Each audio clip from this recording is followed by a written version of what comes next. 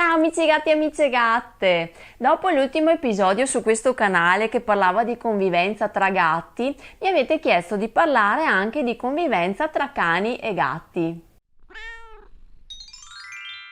A questo proposito c'è una persona che collabora con Micio Gatto che ha molta esperienza in proposito, perché convive appunto con tanti gatti ed anche con un cane. E si tratta della dottoressa Costanza De Palma, che è biologa, comportamentalista e bioeticista e collabora con Micio Gatto già da diversi anni, aiutando molti proprietari nel loro rapporto con cani e con gatti. Dunque lascio la parola a Costanza che ci racconta quali sono le differenze di linguaggio tra cani e gatti, quali sono gli equivoci che possono verificarsi, come far conoscere cani e gatti fra loro e come creare una convivenza ideale per tutti. E con la Lady passo la parola a Costanza.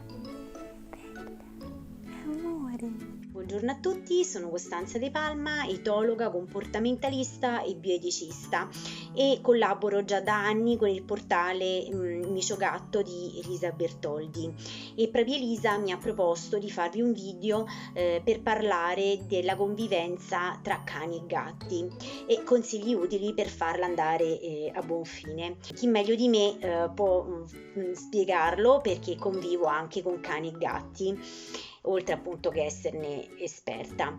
E prima di tutto il comportamento del gatto e del cane sono un po' diversi. E se il leccare, annusare eccetera hanno lo stesso significato, che quindi è una cura parentale, un segno d'amicizia, un rafforzamento per la relazione eccetera, e ci sono alcuni comportamenti che ad esempio sono diametralmente opposti e che quindi possono creare dei conflitti non volendo. Un paio di esempi: se si avvicina un gatto a coda alta significa che è un ciao, un saluto, generalmente la mette a punto interrogativo. Mentre se si avvicina un cane con la coda alta e dritta è un segnale comunque sia di grande sicurezza di sé, un segnale di allerta eccetera, quindi bisogna comunque sia avere una certa accortezza. Se invece il gatto scodinzola velocemente a coda bassa è un segnale di tensione e che può essere anche il preludio di un attacco, mentre se lo fa un cane lo scodinzolare a coda bassa tendenzialmente può essere un invito al gioco, quindi comunque sia un comportamento positivo. E un'altra cosa, quando si fanno convivere cani e gatti, la cosa migliore sarebbe farli conoscere da cuccioli, perché i cuccioli tendenzialmente vogliono fare amicizia, sono curiosi, sono ben disposti alle nuove relazioni, mentre da adulti hanno un po' delle remore, ok? Cosa importantissima è che la somministrazione dei pasti del cane deve essere fatta in precise fasce orarie e date anche i pasti devono essere dati in luoghi tranquilli dove il gatto non deve dar fastidio. Viceversa, il cibo del gatto, che deve essere ad libitum, il secco, deve essere posto a un'altezza tale che il cane non possa accedervi. Stesso discorso per le sue lettiere, perché le lettiere del gatto sono un luogo molto curioso che stimola molto la curiosità del cane, soprattutto se ci sono le feci di cui spesso vanno a nutrirsi, quindi è bene avere queste accortezze. Quando si fanno convivere cani e gatti bisogna fare tutto molto graduatamente, un po' come quando c'è l'introduzione di un secondo gatto, quindi devono essere delle varie tappe, non accelerare i tempi, non abbassare la guardia eccetera. Prima di tutto perché il gatto tendenzialmente può dare delle zampate al cane e fargli male, colpirlo soprattutto sul muso, quindi naso, occhi eccetera. eccetera. Mentre il cane può tendere a prendere per la collottola il gatto o dargli delle zampate, poi dipende anche dalla taglia del cane. Se il cane è di media taglia o grande taglia bisogna avere ancora più accortezza rispetto se fosse di piccola taglia. Cosa importante poi è che il gatto generalmente inizia a correre, o rincorre gli altri gatti o rincorre una pallina, e questo è un forte richiamo per quanto riguarda l'istinto predatorio del cane, che tende a rincorrere a sua volta il gatto e fermarlo, e potrebbe fargli male anche non volendo. Quindi cerchiamo di strutturare casa affinché il gatto o i gatti possano avere delle vie di fuga e quindi possono comunque sia continuare a fare la loro palestra quotidiana, tipo salti, arrampicate, corse eccetera, senza avere l'interruzione o il coinvolgimento del cane. Io ad esempio a casa, dato che la mia casa è su 3 livelli e ci sono le scale, ho messo una barriera in modo che quando i gatti vogliono iniziare a correre e salire gli altri piani correndo per le scale possono farlo con tutta tranquillità, perché c'è poi questa barriera dove il cane si ferma e loro possono continuare a fare i loro spostamenti come meglio gradiscono, senza essere rincorsi per le scale.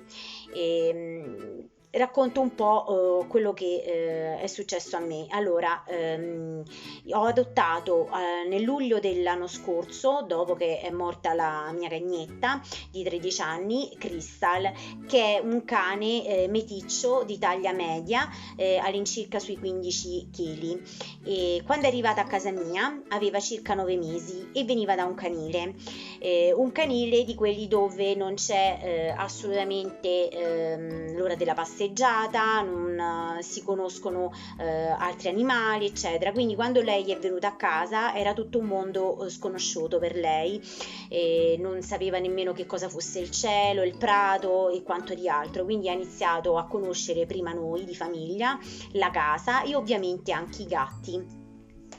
I gatti erano abbastanza tranquilli, nel senso che già conoscevano un cane, la mia vecchia cagnolina, e quindi erano abituati adesso a convivere con un cane, ma Crystal si è dimostrata talmente tanto energica, volenterosa di conoscere, che diciamo non erano pronti a avere questo approccio così estremo da parte sua. Quindi alcuni gatti hanno reagito con degli attacchi, altri scappando, altri invece si sono incuriositi e hanno iniziato a giocare con lei.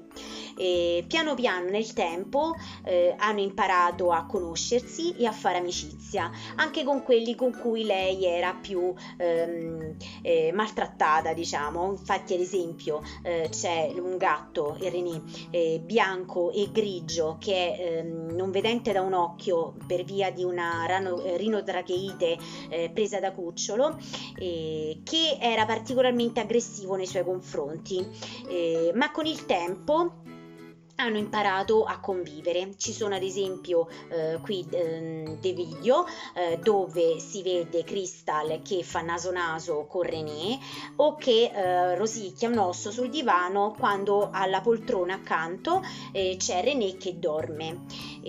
Tendenzialmente Crystal vuole giocare come con noi, anche con i gatti. È tuttora una cucciolona, quindi perché ha 1 anno e mezzo, e è molto curiosa, e i gatti l'hanno accettata a ben volere.